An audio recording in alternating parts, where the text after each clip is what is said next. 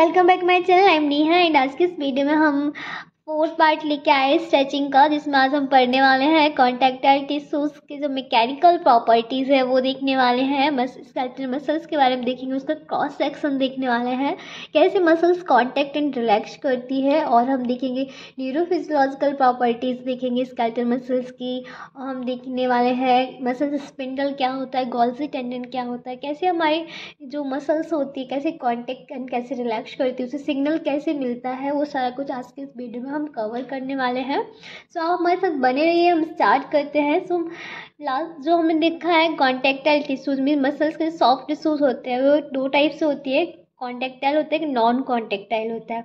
Non contractile हम last video में हम डिस्कस कर चुके हैं। नॉन कॉन्टैक्टाइल क्या होते हैं, उनके अंदर एबिलिटी नहीं होती है कॉन्ट्रैक्शन एंड रिलैक्स करने की। तो वे ओनली हमारे जो जैसे कि हमारी टेंडेंस हो गए, लिगामेंट हो गए, स्किन है, तो वहाँ पे ये प्रेजेंट होते हैं। और हमने ये भी डिस्कस किया था कि ये कॉन्ट्रैक्शन एंड एडहेशन डेवलप करते हैं, तो इसलिए हमें स्ट्रेचिंग की बहुत ज़्यादा रिक्वायरमेंट होती है।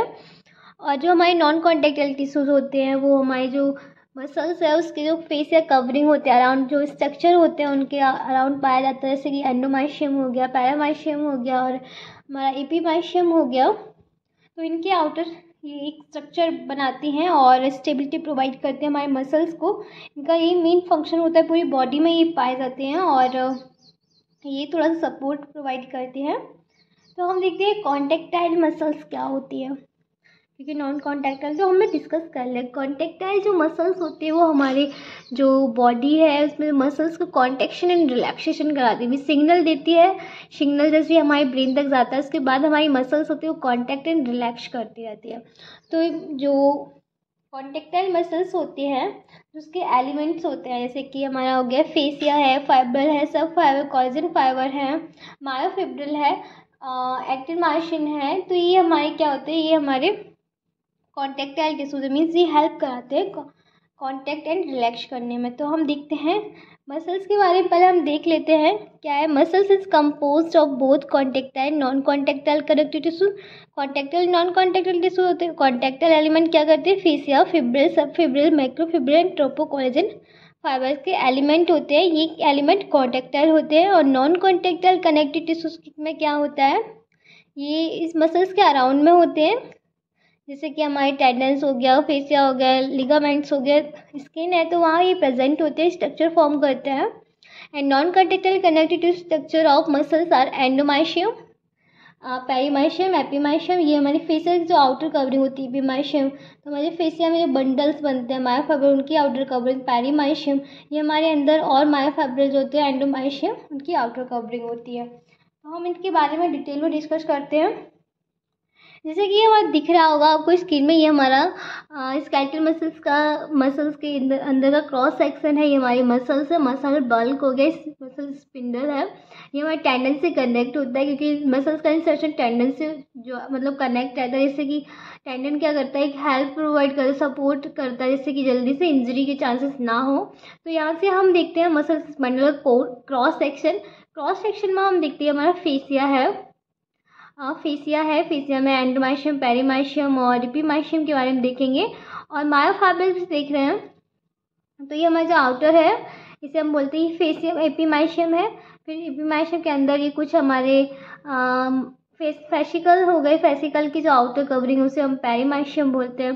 फिर इसका हम क्रॉस सेक्शन देखते हैं, तो उसमें हम लेते हैं हमारे होते हैं मसल्स फाइबर की जो अंदर की जो आउटर कवरिंग होती है उसे हम बोलते हैं एंडोमाइशियम। तो ये हमारे नॉन कॉन्टैक्टाइल टिश्यूज है। और कॉन्टैक्टाइल टिश्यूज क्या होते हैं, हमारे फेसिकल हो गया, मसल्स फाइबर हो गए, मोटर न्यूरॉन जो मायोफाइब्रिल हो गए, मायोफाइब्रिल एक्टिन मायोसिन हो गया। तो ये जो प्रोटीन होते हैं इसकी जो आउटर कवरिंग है सार्कोलेमा है। तो ये हम देखते हैं। तो ये जो फेसिकल्स होता है, फेसिकल के अंदर बहुत सारे बंडल्स होते हैं, बट डिफरेंट टाइप के बंडल उसमें मसल्स फाइबर प्रेजेंट होते हैं। मसल्स फाइबर में हम देखते हैं इसके स्ट्रक्चरल जो यूनिट होती है, जैसे कि मसल्स फाइबर में बहुत सारे मायोफिब्रिल होते हैं। मायोफिब्रिल में थिक और थिन टाइप के फिलामेंट होते हैं, इसके सार्कोमियर बोलते हैं। जो हमारी स्ट्रक्चरल यूनिट बनाती, स्ट्रक्चरल एंड फंक्शनल यूनिट होती है मसल्स की, सार्कोमियर, जो हेल्प करती है मसल्स को कॉन्ट्रैक्शन एंड रिलैक्स कराने में। जैसे कि ये डायग्राम है हमारा मसल्स कॉन्ट्रैक्शन एंड रिलैक्स कराने, हमारे अभी मसल्स है relax contraction and relax position में, मतलब रिलैक्स पोजीशन में जो हमारा आई बैंड हो गया, ए बैंड हो गया, मीन्स जेड लाइन है, एम लाइन, तो इसमें सार्कोमियर जो हमारी सेल्स जो स्ट्रक्चरल यूनिट है तो क्या कराती है, कॉन्ट्रैक्शन कराती है हमारी मसल्स का।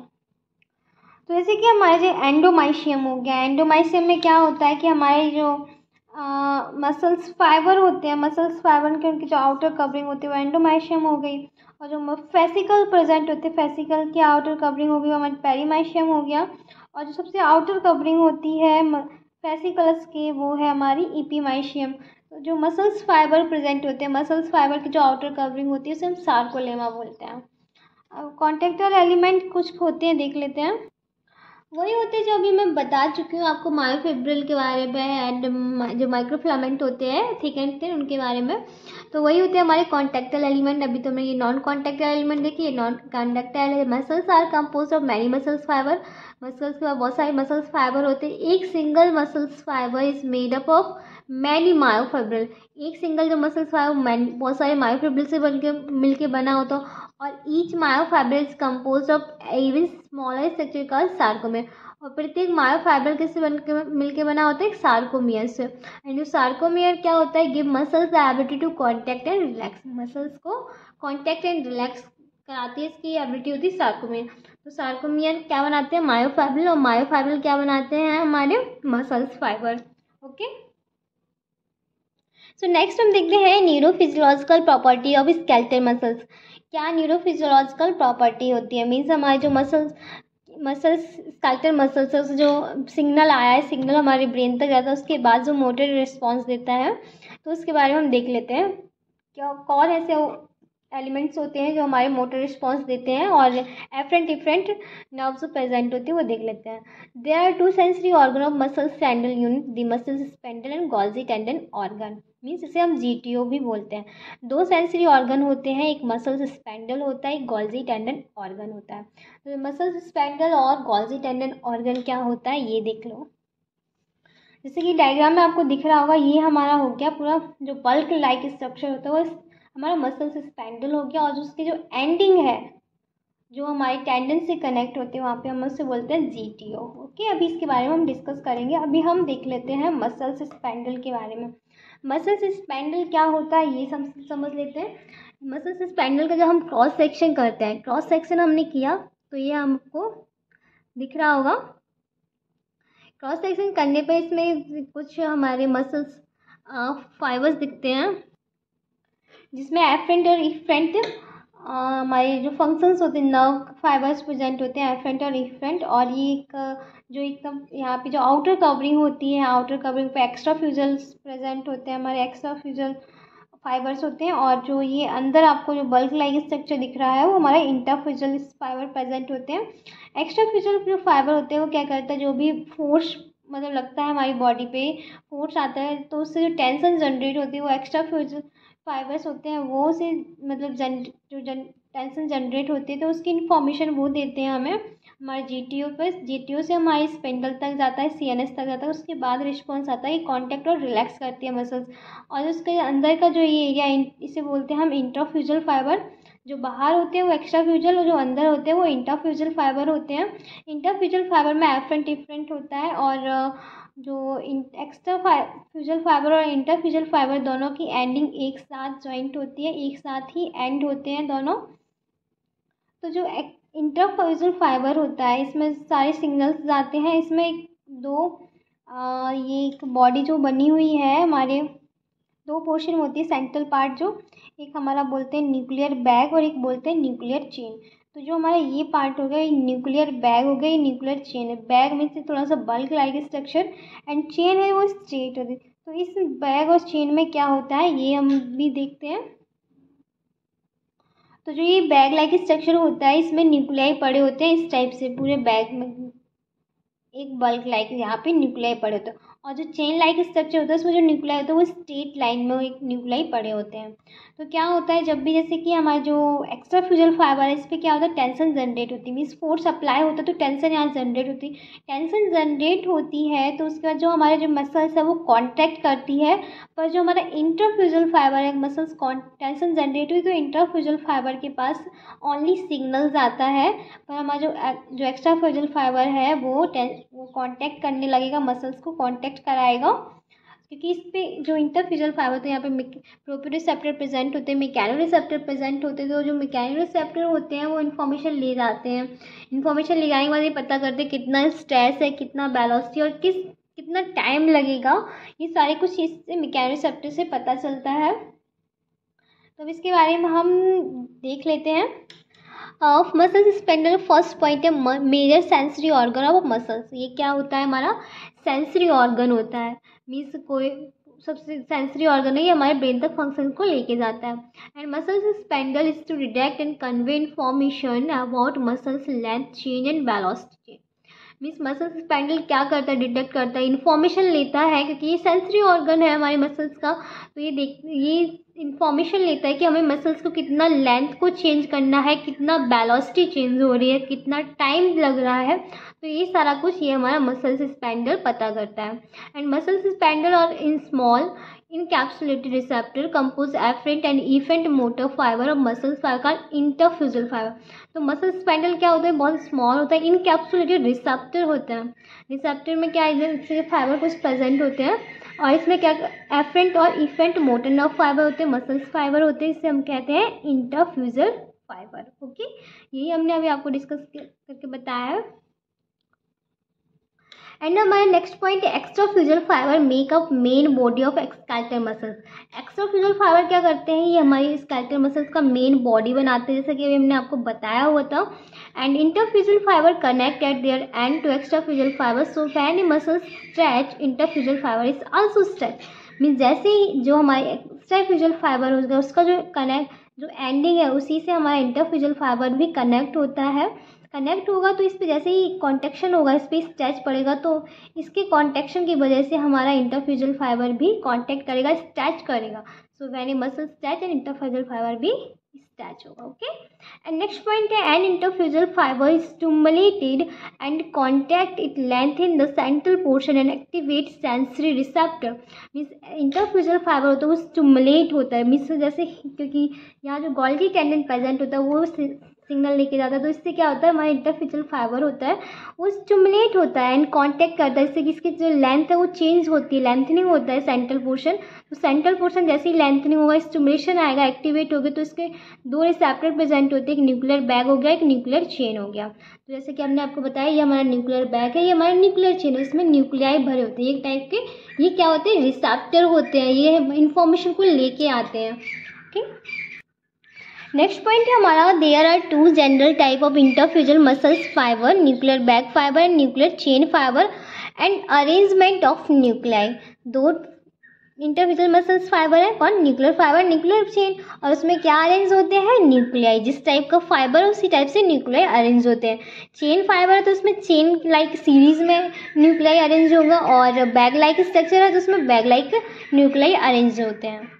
एंड नेक्स्ट पॉइंट है हमारे पास तो क्या होता है, दो टाइप के फाइबर प्रेजेंट होते हैं, type 1A and type 2A। जो टाइप 1 उसे प्राइमरी एफरेंट फाइबर बोलते हैं, एंड टाइप 2 होते हैं सेकेंडरी एफरेंट बोलते हैं। तो प्राइमरी एफरेंट है, सेकेंडरी एफरेंट क्या होते हैं, प्राइमरी एफरेंट होता है जो हमारे न्यूक्लियर बैग से कनेक्ट होता है, एंड जो सेकेंडरी एफरेंट होता है वो हमारे न्यूक्लियर चेन से अरेंज होता है। Type 1A fiber primary afferent ending arise nuclear bag and response quick and sustained stretch। Means type 1A fibre होते हैं वो हमारे न्यूक्लियर बैग से अरेंज होते हैं, वहाँ पे एफरेंट होते हुए सिग्नल लेके जाते हैं, उसके बाद क्विक रिस्पांस देखने को मिलता है और स्ट्रेच होता है हमारे मसल्स। एंड टाइप 2A में क्या होता है, सेकेंडरी फाइबर, ये सेकेंडरी एफरेंट होते हैं, ये हमारे न्यूक्लियर चेन पे जाते हैं, वहाँ पे क्विक रिस्पांस देते हैं और स्ट्रेच कराते हैं फाइबर्स को। नेक्स्ट पॉइंट है primary and secondary synapse on alpha and gamma motor neuron. जब प्राइमरी सेकेंडरी होते हैं फाइबर जो हो गए वो हमारे वो सिनेप्स हो जाते, जुड़ जाते हैं alpha and gamma motor neuron. Means जो हमारा आपने देखा जैसे कि मसल्स के बाद जो हमारा सिग्नल जाएगा स्पाइनल कॉर्ड के पास जाएगा, स्पाइनल कॉर्ड से एफरेंट टीफ्रेंट मतलब एफरेंट जो हमारे एक मीन्स असेंडिंग डिसेंडिंग ट्रैक्ट के थ्रू हमारे जो सीएनएस का असेंडिंग के थ्रू सीएनएस तक जो हमारी इन्फॉर्मेशन जाएगी उसके मोटर के थ्रू डिसेंडिंग ट्रैक्ट के थ्रू हमारे उसी जहाँ पे हमें फंक्शन कराना है मसल्स के पास सिग्नल आएगा। तो वहाँ पे उस जाने के बीच में alpha and gamma motor neuron होते हैं, वो स्नैप्स होकर जुड़ जाते हैं वो इन्फॉर्मेशन को लाने के लिए, कॉन्टैक्ट एंड रिलैक्स कराने के लिए। सो हम नेक्स्ट देखते हैं गोल्जी टेंडन ऑर्गन। अब गोल्जी टेंडन ऑर्गन क्या होता है, जीटीओ बोलते हैं इसे। जैसे कि हमने आपको बताया ये भी हमारा सेंसरी ऑर्गन होता है, ये हमारे टेंडन से कनेक्ट होता है। और ये क्या करता है, ये इसके पास ऐसे सिग्नल आता है तो ये लेंथ हमारी जो होती है शॉर्टन एंड लेंथनिंग कर चेंज करता है हमारी लेंथ को। और यहाँ पे क्या होता है, जीटीओ एक्टिवेट होता है जैसे कोई सिग्नल आएगा। देखते हैं कि GTO is a sensory organ located near the musculo tendon junction of extrafusal muscles fibre.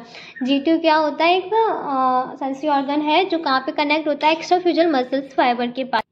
जैसे कि यहाँ पे ये हमारा एक्स्ट्राफ्यूजल फाइबर है, यहाँ पे जो टेंडन प्रेजेंट होता है उस टेंडन के पास जो प्रेजेंट होता है हम जीटीओ बोलते हैं। एंड जीटीओ का फंक्शंस क्या होता है, मेन फंक्शन होता है चेंज द लेंथ। जैसे स्टिमुलस आएगा, स्टिमुलस आने के बाद क्या करेगा, जिस टाइप का स्टिमुलस आएगा उसी के अकॉर्डिंग काम करेगा, लेंथ को चेंज कर देगा। एंड नेक्स्ट पॉइंट है व्हेन मसल्स टेंडन डेवलप।